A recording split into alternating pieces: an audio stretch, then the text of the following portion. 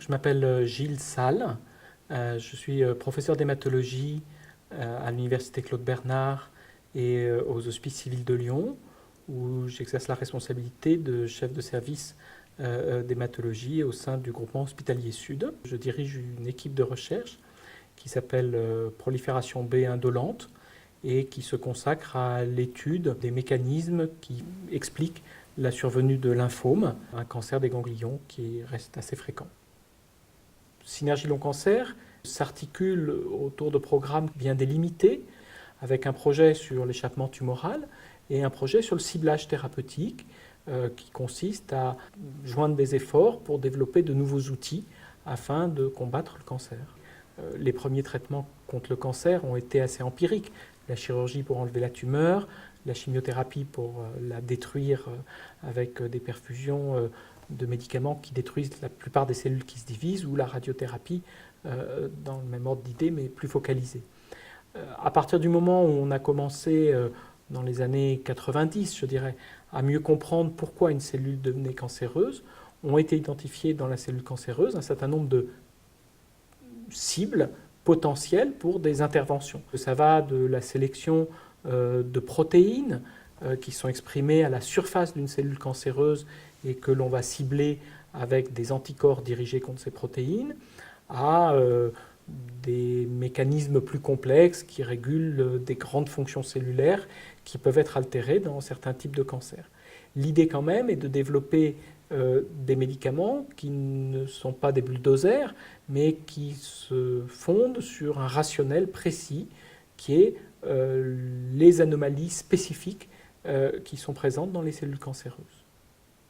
Il y a plusieurs centaines de médicaments issus des thérapies ciblées qui sont développés dans le cadre d'essais cliniques dans le monde et dans les centres de soins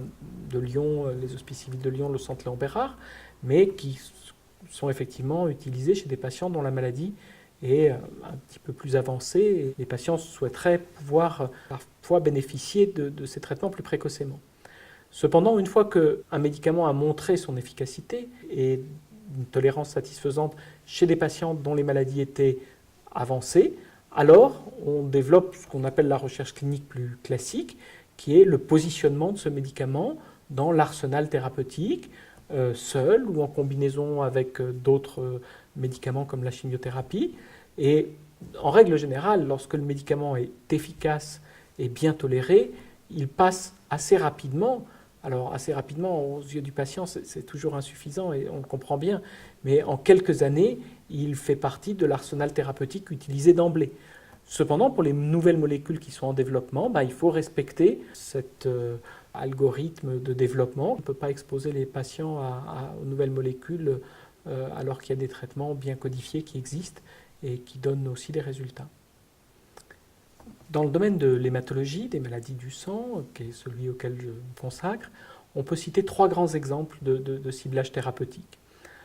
Les deux premiers sont des découvertes majeures, puisqu'ils ont constitué les deux premiers exemples de ciblage. L'un, le ciblage de ce qu'on appelle un mécanisme oncogénique primaire, c'est l'exemple de la leucémie myéloïde chronique, où l'on savait depuis le début des années 60 que la maladie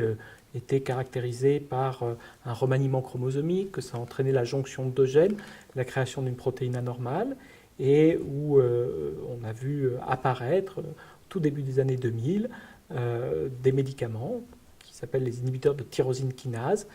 qui viennent combattre cette protéine anormale de manière assez spécifique, et ça a complètement transformé à la fois la vie des patients, qui prenaient de ce fait un médicament par voie orale quotidiennement, ce qui se comparait à des injections assez lourdes auparavant, et surtout le pronostic de cette maladie qui était malheureusement constamment fatale en quelques années et qui est devenue une maladie certes chronique, que l'on ne guérit pas encore avec ces médicaments, mais pour lesquels beaucoup de patients ont une qualité de vie normale en prenant ce médicament. Deuxième exemple, c'est celui qu'on appelait les anticorps monoclonaux, qui là ciblaient une protéine particulière située à la surface des cellules de la maladie. Les anticorps anti-CD20 ont constitué une avancée majeure dans le traitement du lymphome, puisqu'ils ont permis de guérir substantiellement plus de patients. Le troisième exemple, il est d'actualité, puisque c'est quelque chose qui vient d'être publié en juin 2013. C'est l'exemple d'une protéine qui se situe à la membrane des lymphocytes B à partir desquels se développe le lymphome, une protéine qui s'appelle la bruton-tyrosine kinase, et c'est les inhibiteurs de la bruton-tyrosine kinase qui sont en développement, qui viennent d'être développés, avec des résultats cliniques extrêmement impressionnants dans des maladies qui s'avéraient réfractaires à un certain nombre de traitements ou qui avaient des caractéristiques d'agressivité très particulières. Donc on voit là des médicaments spécifiques, ciblant bien l'anomalie des cellules cancéreuses et qui permettent des progrès thérapeutiques très substantiels.